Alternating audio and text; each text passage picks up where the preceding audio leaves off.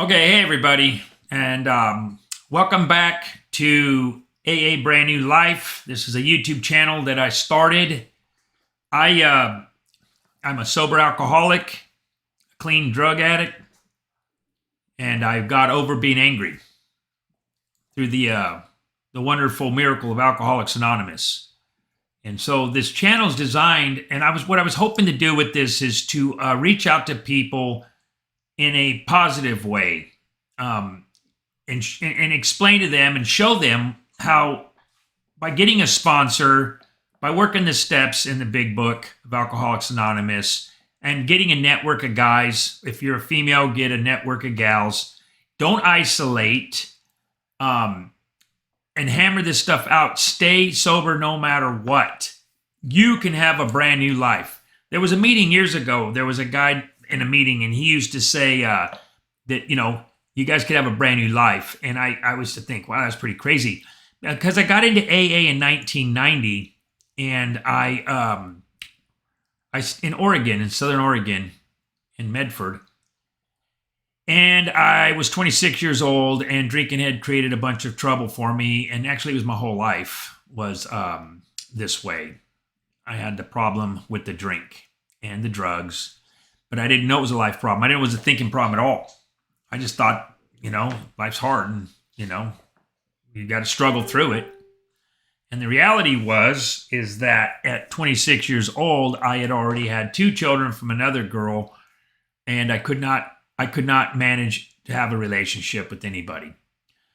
And so I got another girl pregnant, and we moved to Oregon from Southern California in a little town called Lakeside, San Diego.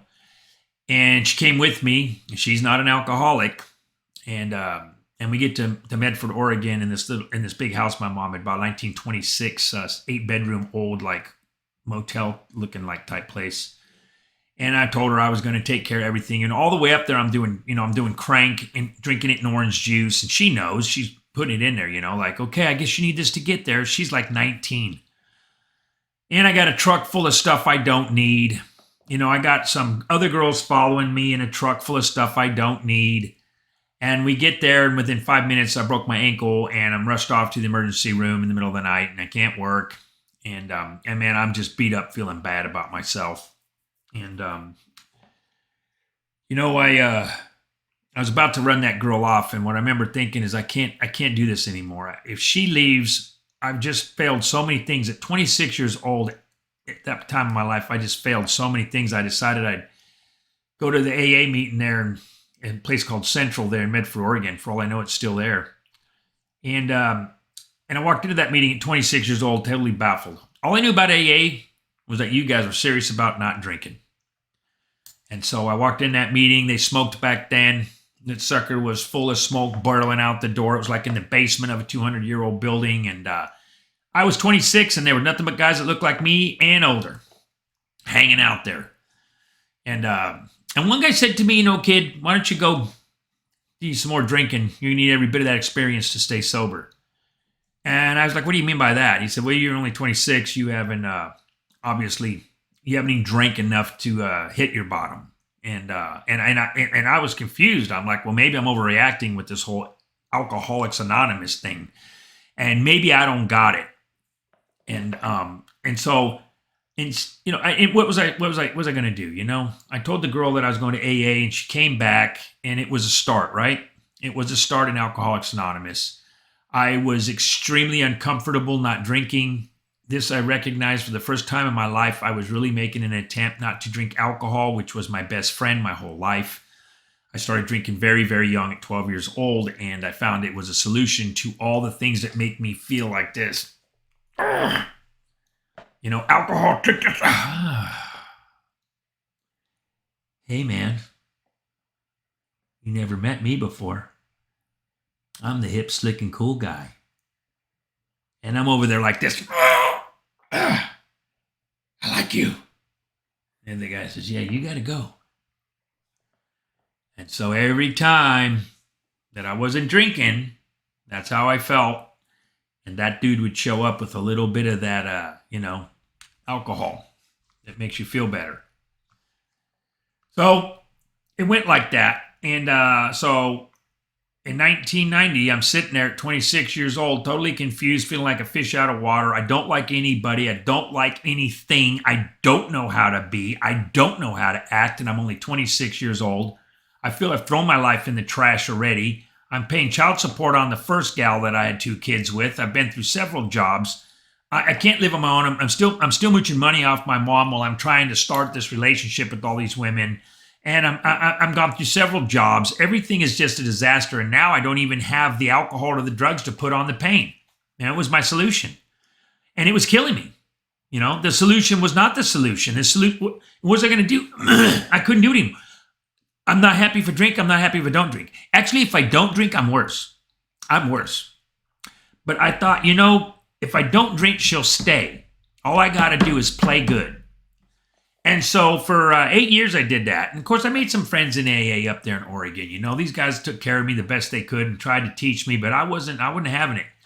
They had podium meetings back then, and they'd pick people to talk, and then they would say, we have a volunteer. They nicknamed me VJ, Volunteer Jim. I get up that podium and just scream the F word as loud as I could. And I would tell everybody that was happy they're full of crap and that there's no way there's a higher power. That's all a bunch of crap. And the sponsor I had at the time, who probably was doing the best he could with me, he said, that's good. At least you were honest. You haven't been honest your entire life. I didn't know what that meant either. And I thought I was doing AA right, you know, but I would look at those steps on that wall up there, you know, and I would go, I ain't doing that one I ain't doing, and I'm not doing that one. It's kind of my opinion that they shouldn't show all the steps.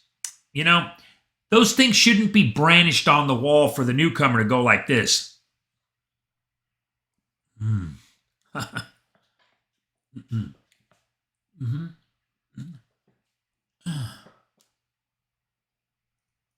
Mm-mm. Mm. Okay. Let me get there someday. They shouldn't be up there for like that. They shouldn't be there. Ignorance is bliss in this situation. I just believe it to be true because I myself saw the entirety of those steps. They didn't care about what those traditions were. That stuff was crazy. They just kept saying, you got to do those steps. Kid, do those steps or die. And I'm like, ugh. But I'm not going to do them. Like, you know, I wasn't going to do 5 or 4. Because there were things I did before I was even 10 years old that God, and I didn't have a God in my life. My parents did not baptize me, and they did not speak of Jesus. My dad was a World War II vet, and he saw the horrible atrocities of mankind, and he just believed when he died, he ceased to exist. But yet they put us in private schools because my dad was an academic guy, and he felt that the academics in a private school were better than the public school. I mean, public schools are trash. And so we're going to put little Jimmy in Catholic schools with nuns. Who, you know, you're having lunch with the guy with the melting pot, you know, and the guy with the big, 2 guys behind him carrying the big, the Roman Catholic stuff, you know, in this 200, 300-year-old churches where we ate lunch and these guys would walk around with these smelting pots and, Sante, my son. And I'm like, I don't buy it. I don't know what's going on, but I don't like it. But I'd go home and tell my dad, and he'd be like, yeah, Jesus was a political shit disturber, and when you die, you just cease to exist. And I'd say, Dad, well, they say you're going to go to hell. He'd say, well, I have a lot of friends. That was the upbringing I had.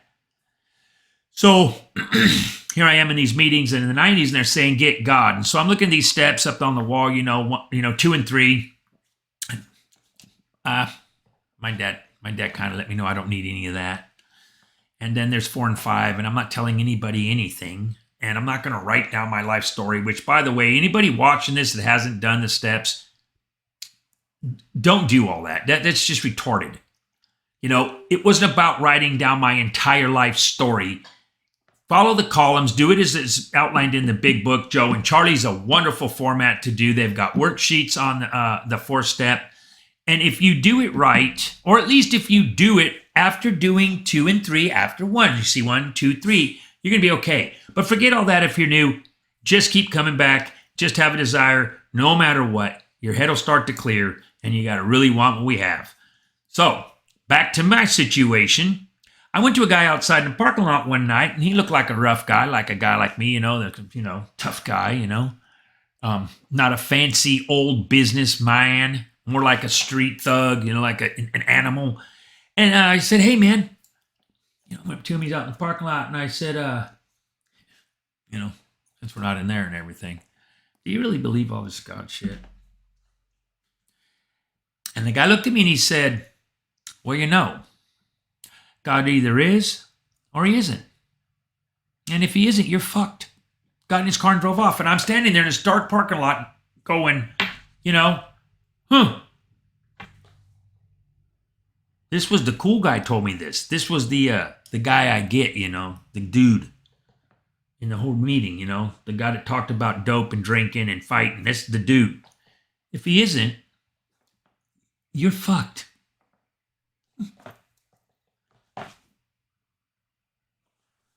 So right out the gate, I'm thinking I'm screwed. I'm never going to get this thing. And I'm feeling terrible. So I did this for 8 years.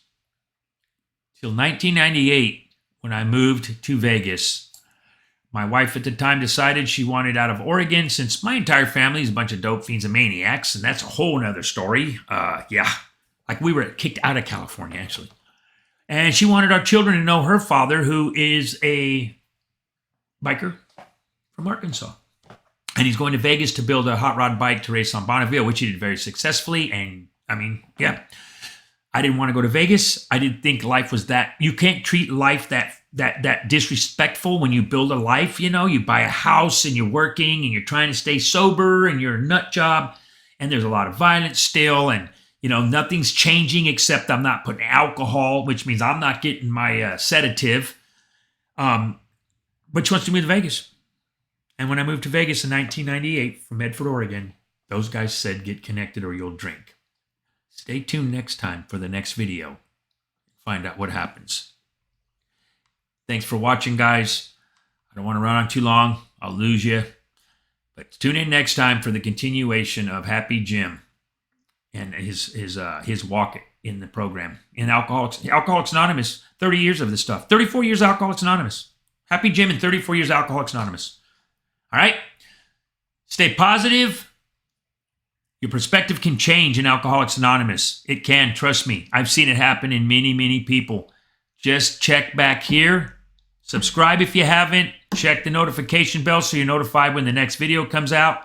And this is going to be a journey, guys, not a destination. So we're on our way. Thanks again, guys, for watching this. Don't drink no matter what. Go to meetings. Stay connected. Don't isolate. Read your big book. Pray in the morning to ask God to help you not drink, and then act like a guy who prayed. Stay in touch with us. Stay close. All right? That's the thing. Lots of meetings brings you in with us. Find a sponsor. Start working those steps. Don't drink. I'll see you next time.